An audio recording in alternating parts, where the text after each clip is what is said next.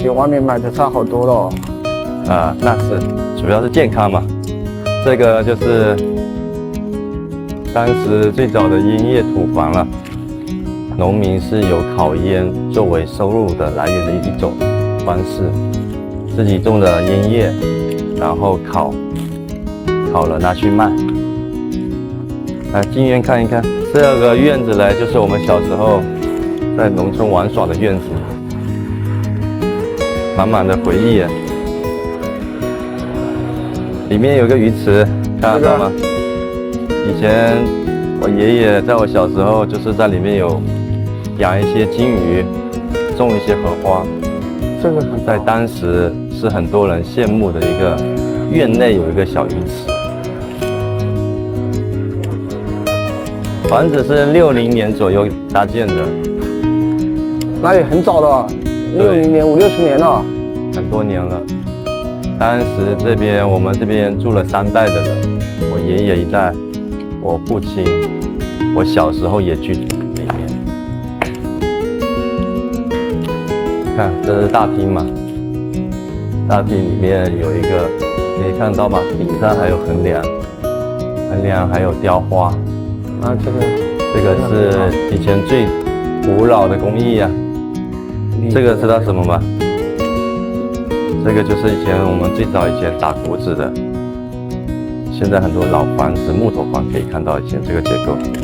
我们所谓的后花园，哇，种了这么多瓜，还有小胡瓜啊，底下还有好几棵呢，可以看得到吗？长了这么多，所以靠山吃山啊，靠水吃水啊，这就是农民的生活啊。包括后面这边，你可以往上看一看，围栏围起来的地方，都是我们自家的，可以种蔬菜的地方。这个很好，如果稍微修缮一下，能成为一个很好的后花园。哇，这边有点。对，这边的房子，这一支已经有很多年没人居住了，要把它好好修建一下，让它整一栋楼、整栋能成为一个整体。这个想法很好啊。对，所以说这个是我们这一代人要去完成的事情。今天是老房改造的第一步，清晨微风习习，空气中飘动着桂花和青草的清香。今天的任务是规整前院，为了加快进度，只有请挖掘机上阵，推倒外墙，散落的瓷砖没有丢弃，用来填平院内之前的鱼池。年代久远的废旧烤烟厂，在现代化机械面前也显得不堪一击。经过挖掘机的工作，剩下的一些不平整的地面，只有靠我来一点一点地修补了。这是我童年生活的地方，也是我童年的回忆。我即将与曾经的它告别。经过了2天的努力，和之前小院的对比，现在是不是显得宽敞了许多？最后，拍足我和老房的人间烟火。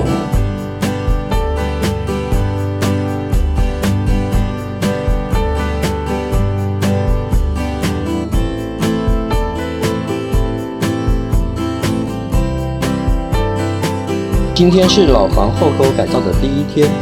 农村的木头房，排水和护坡是最重要的，所以得先整理好后沟，防止雨季来临。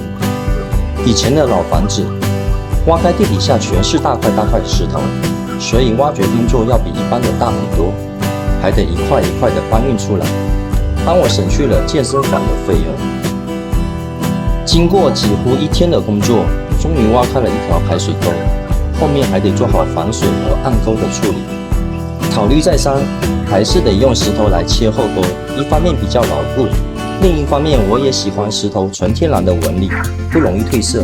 切石头是个技术活，还得师傅指导，我也只能边看边学。老房经历了60年的风风雨雨，必须先把腐烂的柱子先拆除，随手把没有用的房间也拆了，先腾出空间。完好的柱子得重新做地基，暂时先用千斤顶把其他柱子顶着，防止坍塌。我还是希望多保留木头房的原始原貌。昨天的手炮到今天开始隐隐作痛，今天只能做一些简单的修补工作，把柱子底部平整出来。拌水泥也是一个体力活，男人肩膀要扛的东西还是得很多。看着这一堆堆的材料，要走的路还得很长很长。切石头这算是最轻松的活了，至少可以坐着。看着老房一点点在改变，虽然辛苦，不过内心还是很欣慰的。他的小蜜蜂又开始搬砖了，继续扮演泥水工。经过专业师傅的指点，我开始工作了。男人的肩膀还得有点分量。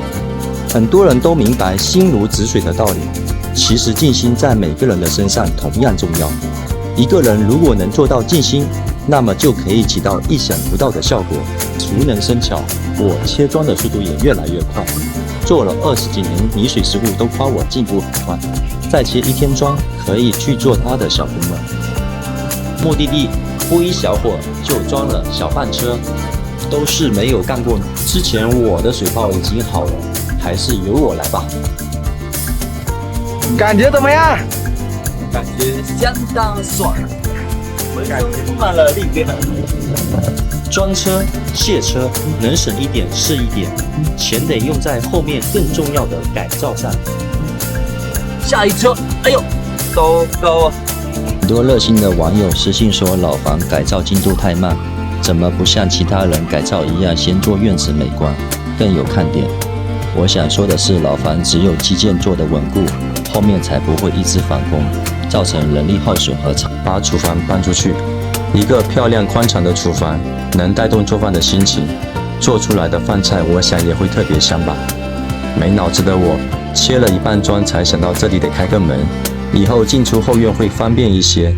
工作服都没来得及换，在泥水还没干之前赶紧敲打了。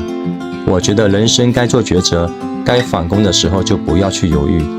看看开门后这样进出厨房和后院，是不是感觉方便了许多呢？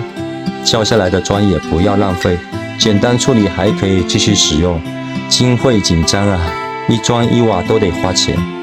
盖房子不是我一个小白能做的事，不过运水泥、搬砖这样的体力活还是可以胜任的。借了个搅拌机，瞬间解决了我拌水泥的恐惧。一天把厨房盖起来是不现实的，明天还得继续行缺木，而我从小也偏爱木质的装饰。杉木经过抛光、开槽，靠木头的间隙对接。老一代人说这样经久耐用，这就很费功夫，也很耗时间。还好村里有懂木工的，我这学徒得努力地做好细节工作，既省了小工费用，又学到了技术。这是把厨房和其他门砖一起制作了，这也是为什么3天才发布了作品。再加上近1000平方的老房，很难一个区域单独施工，没办法所有细节展示那么详细，后面慢慢的跟进。墙面只要经过简单的处理，木框安装起来相对比较简单。墙和木框保留一定的间隙，用木钉进行加固，后续再用水泥填补缝隙。你们觉得这样会牢固吗？厨房开了这个窗，我相当的喜欢，在这样的风景下吃饭，让我洗碗也会开心吧。下午把老房其他的框架也一同安装起来。不熟悉的事看起来感觉很难，一旦用心去做，困难也就觉得简单了。是不是说明我这没经验的小白已经开始融入了老房的改造了呢？现在好多农村的房子都用铝合金做门窗，说是为了防盗。看看安装前后的对比，你们是喜欢铝合金还是木头框架呢？毕竟我不是搞装修的，只能走一步想一步。窗户该怎么制作，脑子里还是一片的空白。护持摄影的小周实在看不下去，看他那么轻松的摆手，我感觉他是对我能力的挑衅。农村的厨房，我想着还是用木头大概衡量。木质在我眼里永远是最经典的，对于木材也是情有独钟的偏爱。说到厨房开这个口，有老铁说是藏私房钱的，我觉得他比我更适合来改造老房。其实是柴火灶的排烟口，只是我把烟囱安在了墙外。别看我好像很淡定的在屋顶施工，其实恐高的我2条腿一直不停在颤抖，气场不能再输了。屋顶的木架看似好像简单几根木条，让我也是费了好大的劲才安装起来，这样可以让瓦片有更多的承受力。虽然不是很美观，可我用我的体重保证，绝对安全牢固。人生总得不断尝试，才能体会到各行各业的不容。框架做好，紧接着把屋顶搭盖起来。考虑长久，厨房这块区域还是选择了铝瓦。一次安装简单，只要对接好缝隙，用不锈钢螺丝固定好就行。还有这种瓦也是很经久耐用的，整片的板材是不会漏雨。老房改造让我的人生经历了好多第一次。父亲和我一起把外面凹凸地面先简单修平整。退休的他，身体一点也不输我们年轻人。老房的很多改造，都是他在背后默默的施工。基础牢固还是考虑的重点。预埋柱子的坑，开口尽量大而深一些，方便施工。先填一遍粗砂石，再填上几块大石头，让底部承受更大的受力。钢板底座调整好高度和水平，等稍微干透一些，再填充砂石、水泥和石头，等待时间凝固，重复的操作，这样的底座基础应该牢固了吧？我已经有10几年没电焊了，不过这还难不倒我，就怕半夜起来眼睛疼。有电焊过的朋友都应该深有体会，那种整夜睡不着觉的感觉。大学毕业后就一直在各个领域摸爬滚打，自然也学会了一些吃饭技能。穷人的孩子早当家，我也算其中一个吧。创业好多年，经历了一个又一个的失败，现在生活稍微有所改善，却慢慢习惯了坐在办公室的生活。能这样痛痛快快地干一场，让我好像又回到了10几年前。那时虽然很穷很苦，可比现在似乎要开心的许多。他一辈子的心血不能在我手上给荒废了。这几天天气好，抓紧把外墙出粉做了。短短的视频虽然就1分钟，而我们却付出了3天的时间，劳动强度其实相当的大。刮墙是枯燥又相当辛苦的一件事，重复的施工，重复的步骤，做到手脚和脑子已经不同步了。刮着刮着就在想，我的这一生好像和刮墙一样，一直做着简单而又重复的事，也一直告诫自己，我们以后要走的路还很长，把小事做好，才能面对生活更多的磨难。父亲一锤一锤地敲打着地面，忽然觉得他也老了，劝他休息也不听，是不是大部分的老人都这样呢？铺坡的安装是个技术活，由一块块的石头拼接而成，我个人挺喜欢的。我只能去卖点土力，不干不知道，这小小的一车碎石，重量可不轻，在不平整的路段没一点巧劲，还真推不动。一辈子没干过重活，挑石头真的很没经验，又怕被人笑话，只能硬着头皮挑着。我们这代人想卖点力气，感觉都很难了，也不知道下一代还会卖苦力吗？小小的铺坡，背后全是石头和混凝土浇筑，全靠人力堆积起来，一个字，辛苦。最后来做水泥的抹平，水平坡度也有讲究。泥水师傅说，雨水从屋顶正中流到地面，可以一滴分为2个方向流。不过谁又会在意分几滴呢？正常能流到排水沟就行。这就是后沟改造前后对比，是不是有点焕然一新？老房的改造不是一朝一夕就能完工的，有太多的困难。其实自己也有点身心疲惫，石头直接垒在泥土中。老房经历了长年累月，地基开始慢慢下沉。本以为拆卸会比较辛苦，没想到几锄头下去就挖开了。父亲和我分头开工，俗话说父子同心，其利断金。记得小时候，只要他的一个眼神，我都会害怕地躲起来。农村的孩子从小都对父亲有一些内心恐惧，是吗？可当我们也为人父母之后，似乎又开始理解当初对我们的严厉。老房改造让以前很多不敢和他说的话，也多了更多的交流。垒石头我就不过多介绍了，之前的几集已经很详细的展示过流程。台阶的安装步骤也是差不多，垒石头、灌水泥砂石，重复的操作，重复的卖体力。再讲细节，要不大伙又该觉得我很啰嗦了。你以为这就算完工了吗？石板还没安装呢。多余的石头先推在一边，后面做鱼池应该用得上。老房开工快1个月了，感觉体力严重透支，是不是该吃只鸡补一补了？都说石头是有灵性的，我喜欢它的纯天然，带一点的冰冷，又具有历史年代感。当有一天我老到走不动的时候，它依然能守护着老房。单块面板就接近800斤，原本觉得得用吊机施工，事实证明劳动人民的智慧是可以无限放大。从小在城市里长大的我们，已经慢慢习惯了现代化机械，而在那个没有机械的年代，他们除了有一身的力气，还是有很多实用性的方式方法。突然觉得传统的并非不好，能让我们通过另外的一面去体会和理解到生活。很多人问我为什么要回乡改造老房，刚开始的想法，想把老一代人奋斗一辈子的成果保留修缮好。那接下去看一下我们自己做的手工东西啊。你这个机器会不会玩哦？还在琢磨看要怎么安装起来，边学边做吧。先整理个工具柜，使用说明书得好好看一遍，毕竟木工活从来没有接触过。处女座的我天生喜欢整理这个，有同感的吗？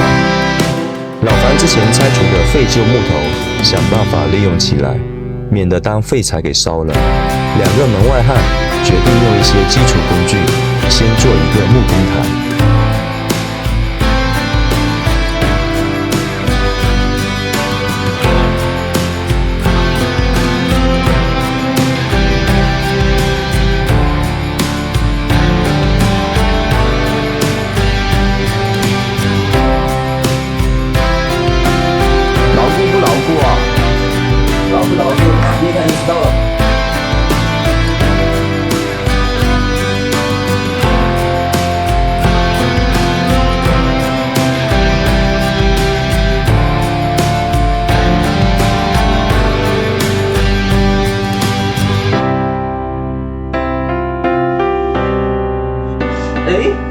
还不错啊，电锯跟滑轮装一下。挡着了电锯发动机，没办法，只能拆了重新调整。昨天还在自我陶醉，亲手做了人生的第1个木工台。我说从来没干过木工，居然很多人不相信。一个电锯方向都不知道的人，就不用来证明自己了吧？接下去到底能做出什么像样的东西，连我自己都开始怀疑人生了。还好发现的及时，所以在做事的时候，真的得多检查检查，免得发生危险。这里也和喜欢做手工的朋友们说一声，在使用新工具的时候要多检查一遍，一定要多调试，注意人身安全。这的分熟，做灶台是要看日子和时辰的，在指定的时间还得请灶神爷。先生选择了凌晨2点开工，还好老房在山脚，在城里得影响左邻右舍了。老灶的石板是装柴火灰的，这块石板跟着老房60年，依然发挥着不可替代的作用。都说灶是厨房的灵魂，记得小时候就特别喜欢吃柴火烧的饭菜，每次爷爷做饭，我都会在一边烧柴，再丢几块地瓜，饭做好，香喷喷的烤地瓜也熟了。你们小时候在农村都做过什么呢？干铺地砖的过程我就不过多展示了，网络上比我专业的教程一收一大把。厨房的地砖我选择自己喜欢的深灰哑光，农村的地板耐脏也很重要，墙砖浅灰亮光也是为了油烟好打理。别看小小的厨房，接下去要做的事情还很多。大家觉得厨房里还需要添置些什么呢？来得晚，11月了还软软的，树叶依然绿，草也不见枯黄。美分机到了，看看使用说明，感觉似乎没有想象的那么难。下一秒直接打脸，胶打得跟狗啃。一休哥不是有那么一句话，不要着急，休息一会儿，方法总会有，靠天靠地还得靠创意呀。改进的美分头还不错，美分机打得均匀，还不怎么浪费材料。滚球从中间往四周压缝，可以让收口更平滑些。都说专业的事找专业的人，我就是那个不专业又搞得好像很专业的我。人工太贵了，到底自己能做出什么效果？是翻车还是翻车呢？24小时后才能揭晓答案。等待了一天，让每份既干透，终于到了验收的时候。成败在此一举啊！就看我这150值不值了。哇哦，效果还不错哦，基本达到了我这处女座的要求，美甲钱也省了。上集网友说我的手像9阴白骨爪，明明10根手指，为什么不叫10阴白骨呢？每份关键的一步，必须处理好瓷砖缝隙垃圾。以后谁家要有这活，管我1包泡面，满意再送我个钢丝刷，整装待发。技术好不好，关键得看姿势帅不帅。开始。和墙面对比，地面操作起来就轻松太多了。其实每份并没有我们想的那么难，不熟悉可以教多打一些。最主要的是心细，25平方的地面，对我这高手2小时就操作完了。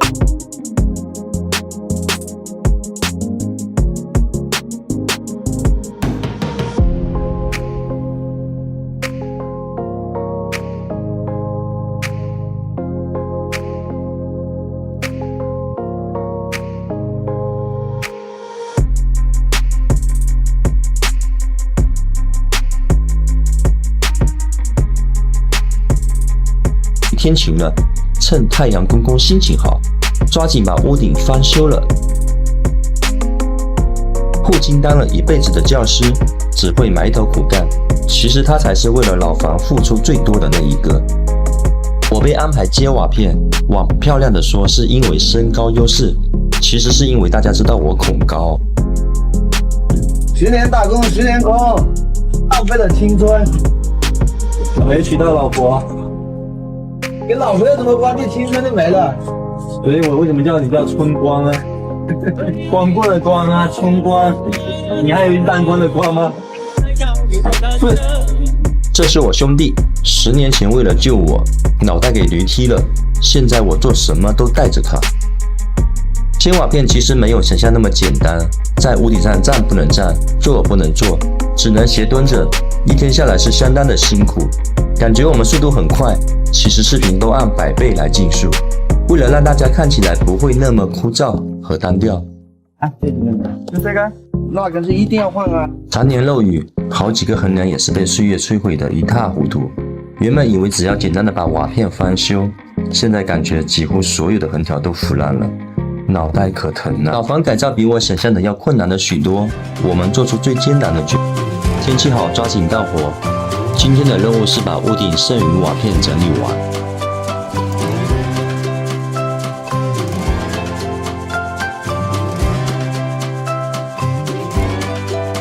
村里唯一剩的光棍春光，加油干！争取把屋顶换掉，领工资了，去娶老婆。南方的冬天，太阳出来，干起活来和夏天一样的汗流浃背，脱了衣服又很冷，大家也要预防感冒。这么烂，他们也出了不少力吧。朋友，我认为可以有很多种，有的是可以在酒吧陪你喝到烂醉，一起骂街。有的是坐在咖啡厅安静地和你谈心一下午，但其实不管遇到哪一种，都值得我们去用心的对待。而我遇见春光，似乎都在陪着我吃苦卖力。先完瓦片，才完全看明白，整个房屋的屋顶基本上是报废，横梁坏的坏，所有的横条全部腐烂。这下我们都蒙圈了，说是改造老房。我看这下变成来拆卸老房了，脑壳又开始疼。看着被我们折腾成这样的老房，不懂该用哪一首歌来表达现在的内心感觉。经过2天，2万多瓦片终于拆卸下来。怎么知道是2万多片？老房300平方的屋顶，正常1平方得使用80片。今天请了木工师傅，把损坏的横梁进行更换。我们的想法是尽量用老传统工艺，不懂能否还原成60年前老房的原始原貌。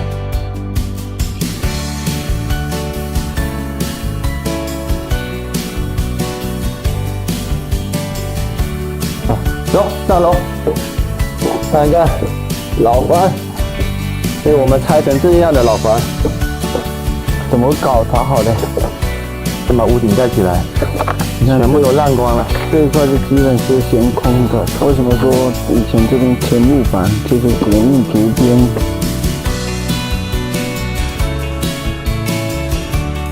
大家好，欢迎来到环庭小院老房改造。之前拆卸瓦片，发现几乎所有的横条都腐烂了。有网友说，为什么不直接推了重新搭盖，还更省事？我想说的是，重新搭盖失去了老房的意义。毕竟我们还是想保留老房原有的结构，尽量还原成60年前的样子。也许不能一模一样，也算是一种情怀吧。改造老房并非想要证明什么，只是觉得到了一定的年龄，总得去做一些力所能及的事。等到再老一些的时候，可以告诉我的孩子们，学习生活虽然也很辛苦，可爸爸也一直在为理想而努力。有句老话，3天不打，上房揭瓦。整整在屋顶待了7天，下了平路还有点不习惯了。横着走的是螃蟹，斜着走的又是什么呢？记得朱自清写过一篇散文《背影》，当自己做了父亲后，才体会到以前看不习惯的不容易。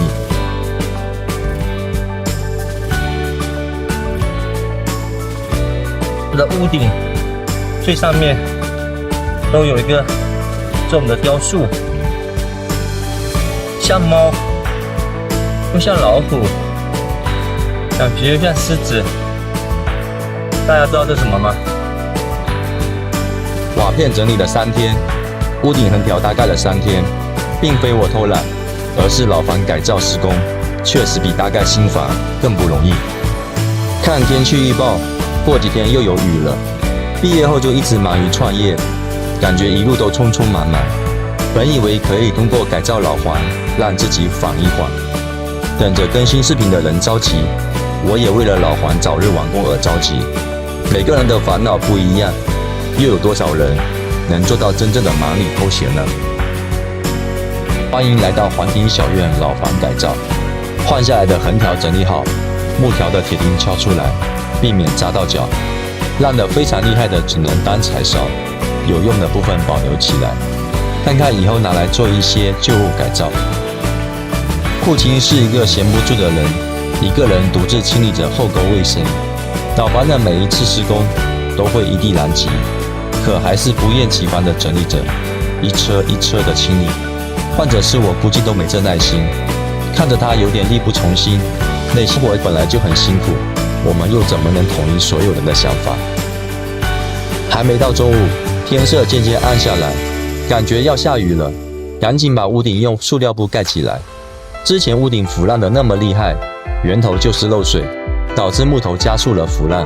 所以改造木头房要注意的地方还很多，材料要在几10公里外买，天气因素也使改造进度变得缓慢。接下去要等天气好，就可以把瓦片盖起来了。现在最着急的也就是屋顶，漏水问题解决，老房的改造才是真正的开始改造。天气越来越冷，我这猪脑袋，窗户钢化玻璃尺寸量错，重新定制一来一回又耽误了半个月，真的是越着急越耽误时间，莫名的内心有些烦躁。还好大尺寸窗框没有错误，今天能安多少先安着，能打点分算点分。中间整块大玻璃，两边做可开窗，希望不影响老房的采光和通风。估计有老铁又要吐槽美观，我觉得目前简单实用才是最关键的，后续再用一些手工进行装饰。老房进度慢的原因，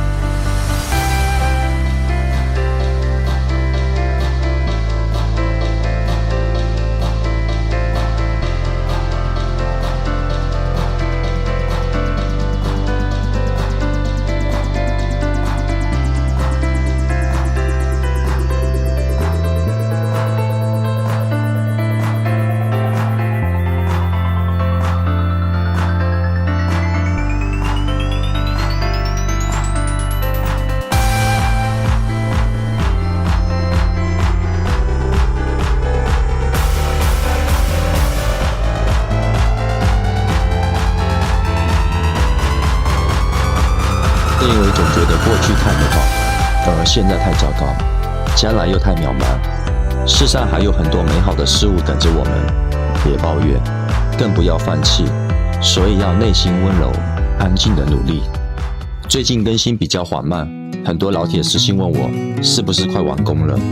老房的占地面积接近1000平方，加上30几年没人居住，我们又非专业人士，没有设计图纸，基本都是边学边看。刚来的时候真的是破烂不堪，目前改造还不到整体的1/3，对我们来说难度确实很大。每做一个工序，基本都得10天半个月。如果每天都发同样的内容，也担心大伙看麻木了。室内地板快完工了，这里把整个进度展现给大家。视频剪辑，包括文案录音也是独立完成，所以剪辑的没什么水准，经常一干起活来就忘了拍摄，没有所有的区域一一展示，挑几个有拍到的地方，希望大家喜欢，也欢迎评论区和我互动，我也会尽量回答大家的问题。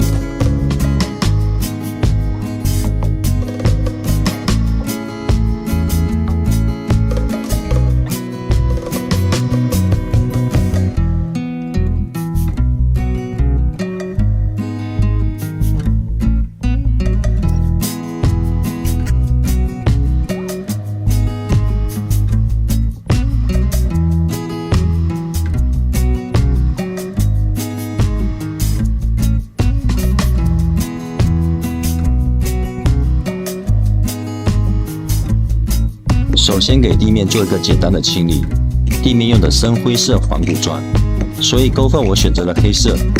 粪隙清理干净可以让勾粪更加均匀。打粪一定不要舍不得材料，要打到瓷砖底部，可以多刮几次，材料也可以重复利用，并不浪费。面积小还好，面积大凭考验手力。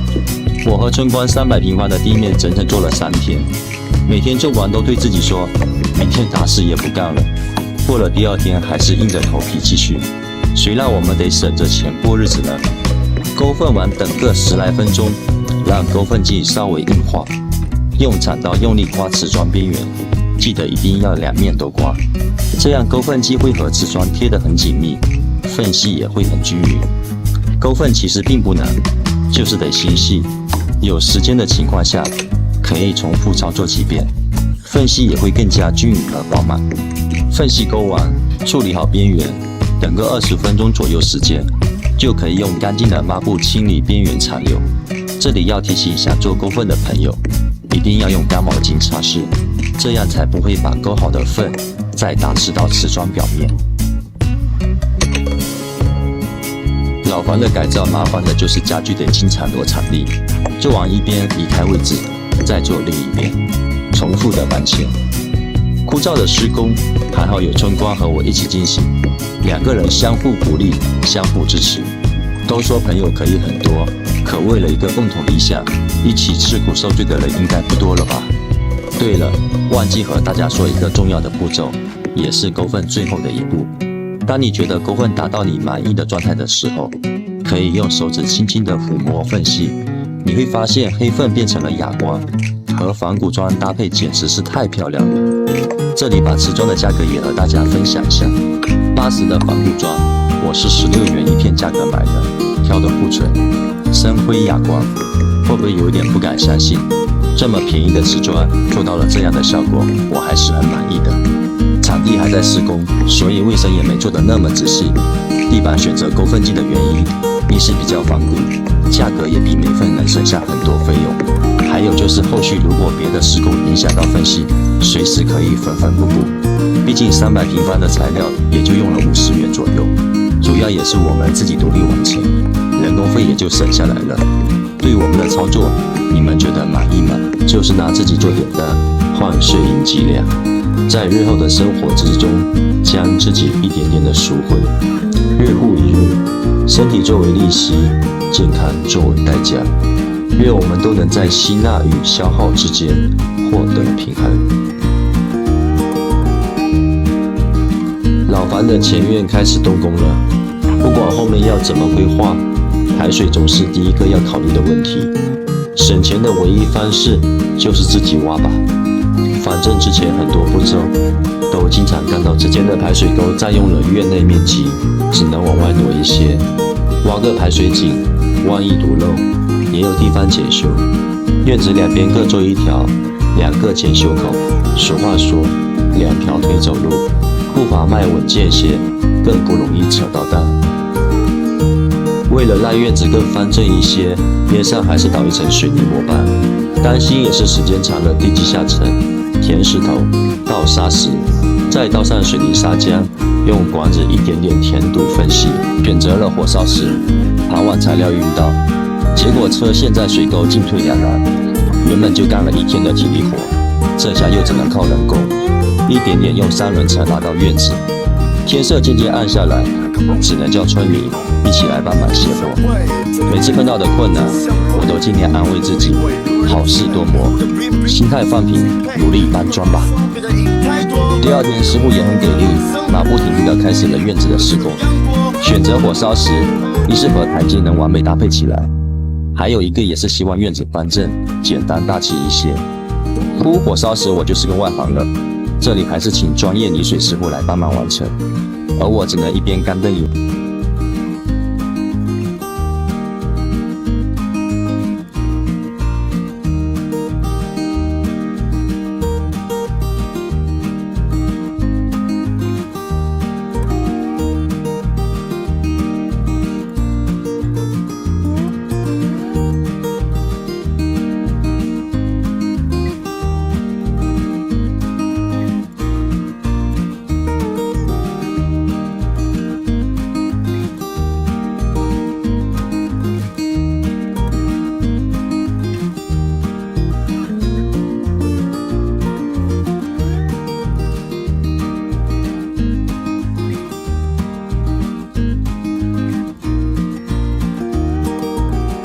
200平方的前院，师傅用了6天，2夫妻相当勤快，干活也干得漂亮，很多细节也为我考虑得很周到。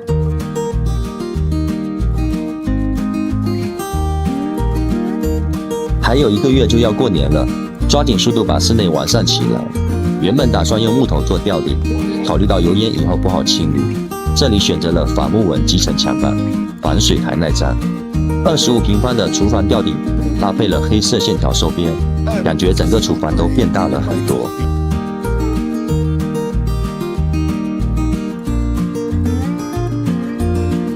36瓦的超薄 LED 吊顶灯，同样黑边收口，我好像一直改不了，黑白灰加木纹，这种搭配风格，不懂会不会符合你们的口味呢？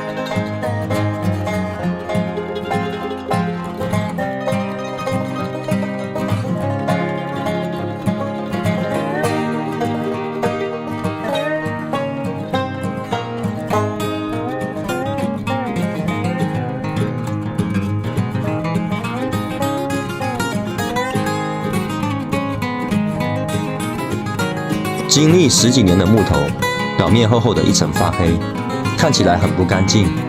之前有朋友说用高压水枪清洗，可全屋清洗，有种水漫金山的感觉，好像也不太现实。在没有想到更好办法之前，只能用磨光机，砂纸慢慢打磨。有没有更好的方式方法，可以在评论区给我留言。改造房间得从楼上开始，楼上没有整理好，楼下永远都会有灰尘掉落。按1天打磨一个区域计算，预计也得20多天才能完成。60年的老房，估计也是第一次这么系统的给它做一个全身按摩。2天时间，我们也就打磨好一边阁楼的2个房间。为什么说我一直钟爱木头？你看它无论经历多久，就算表面有一些腐烂，脱去外壳，还是能把最美的展现出来。抛完基本上跟新盖的一样。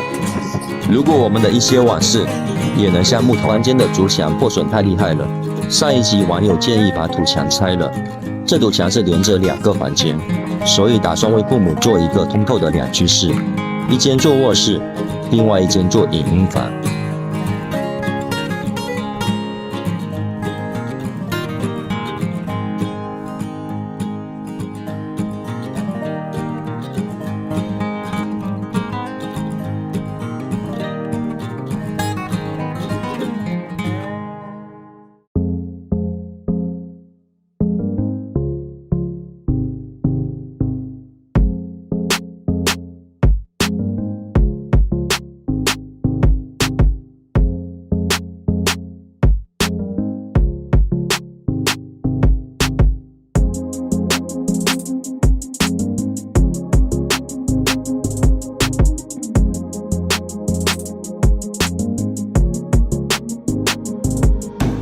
我们来改造老房，有人说是为了作秀，也有人说想做网。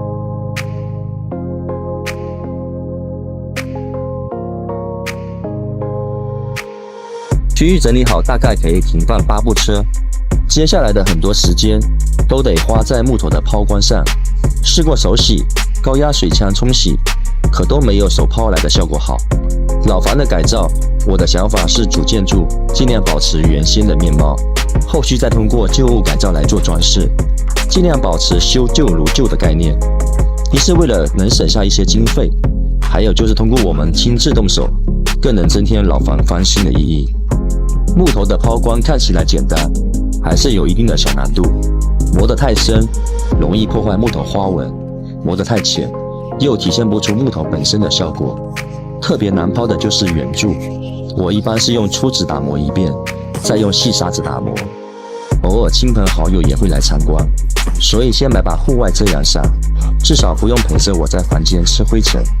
改造老房后，很多组装也就见怪不怪，说明书看一遍，基本上心里安装就有底气了。遮阳伞底部原本是灌水，为了安全，我决定先灌细砂，毕竟沙的密度比水要大很多。拿节粗的 PVC 管代替漏斗，这样倒沙的速度也会增快很多。都说家有一老，如有一宝，和父亲一起安装好主体伞架，说是来改造老房，其实他才是最辛苦的那一个，总是埋头苦干。再安个太阳能夜灯，最后灌水填满底座，就算完工了。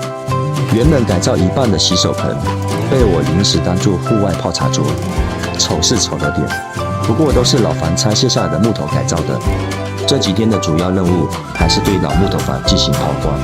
很多热心的老铁给我出了很多主意，有说用干湿刷刷洗，用高压水枪冲洗，也有说用小坦克机带磨砂抛光。这里用我做了几天的经验和大家分享一下。